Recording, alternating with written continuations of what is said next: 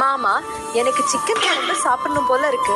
சூடா ரசமும் இருந்தா நல்லா இருக்கும். கேரட் பொரியலும் பண்ணலாம். கோழி குருடானாலும் குழம்பு ருசியா இருக்கும். இந்தாங்க, போய் வாங்கிட்டு வாங்க. கடைக்காரரே, 1 கிலோ சிக்கன் கொடுங்க. சரிங்க சார். இந்தாங்க சார். நன்றி அண்ணா. இந்தாமா சிக்கன். இப்பவே போய் மசாலா பண்றேன். வெங்காயத்தை நல்லா பொடி பொடியா அரிஞ்சாதான் ருசி நல்லா இருக்கும். கடாய் வச்சுக்கலாம், எண்ணெய் ஊத்திக்கலாம். கடாய் நல்லா சூடாயிடுச்சு, கடுகு போட்டுக்கலாம்.